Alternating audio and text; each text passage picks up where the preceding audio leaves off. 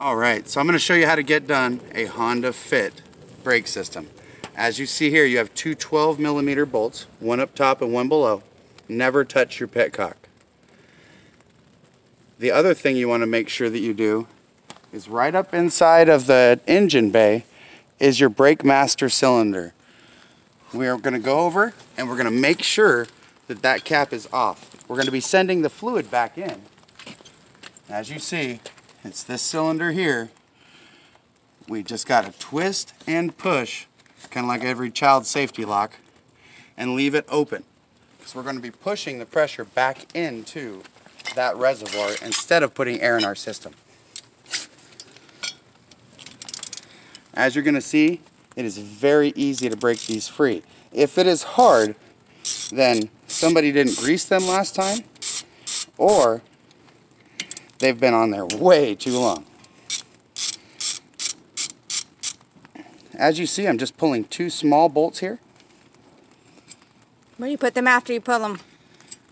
For me, after I pull them, I put them directly back from where I got them. That way you never lose a bolt. If you could put it back in a spot where you can get to them, you're good to go. Also, while I'm here, I pull the pin. As you see, there's grease on that pin. Myself personally, I always buy the 99-cent packet of brake grease. What this does is it makes it so that your caliper slides evenly across this pin, which is what presses your brake together. And it's just that easy. Pull it out, a little bit of grease, smear it around a little bit, right on back in her hole, spin her in a circle, and she's good to go. Now, as you see on this one, this inner pad is destroyed. There is nothing left on it. Sorry, camera girl. There is nothing left on it. The pad is totally disconnected from it, which it happens, especially in Seattle traffic. With little sisters. But this was actually caused by the minimal amount of grease that was on this. And if you look in here, these little slots here are actually really extremely dirty, which can jam up a brake pad really easily. But you don't want to pull that little spring. You don't want to pull that out. You just want to wash it with your finger. Never ever pull a spring, wash it with your finger. And I also like to take that 99-cent grease that we bought, the one packet, and just put a little bit on my finger, if I can get some, just a little, and just wipe it on there.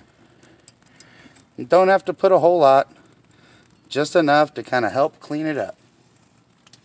9 p.m. at night. This is easy as easy peasy. So now we take our lovely new brake pads underneath my foot, and we take our C-clamp, because this is where we're going to compress. This here is our caliper. This is what pushes in and out your stopping pressure. Take your brake pad.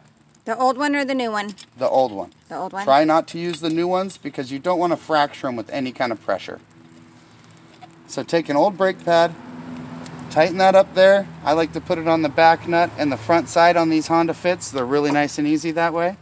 2012 Honda Fit. And you just twist your caliper in until it is even. Now, if for any reason you see leakage or seepage around here, then it's time for a new caliper. But these calipers are pretty good. She got pretty lucky.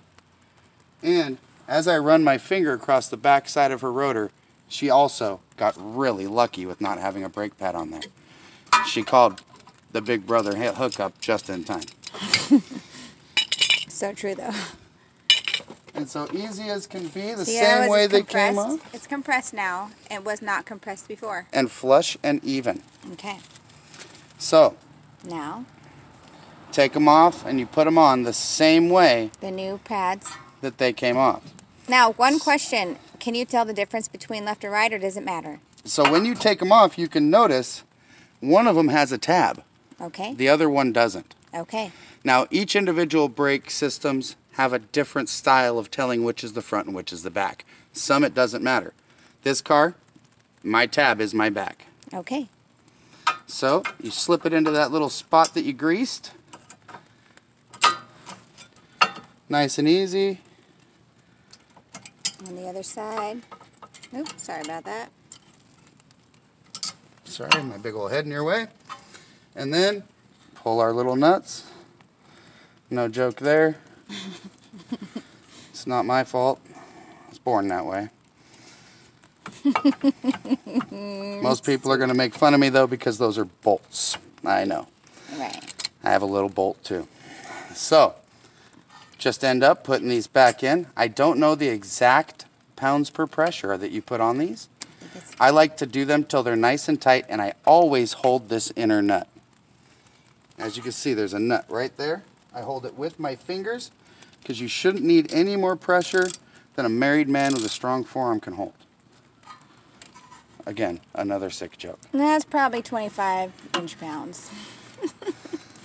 Not when you've been as married as long as I have. It's 75 foot-pounds. Okay, there we go.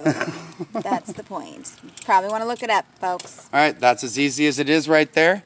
I notice there's another guy on YouTube that likes to do other stuff, but this is the easiest and simplest, quickest way. Make sure you are safe out there. At 9 p.m. at night, when his little sister is emergency. Emergency. Emergency. I tried it. And little JaEngland there always helps us out. Thank you for signing in to JaEngland. Have a great night.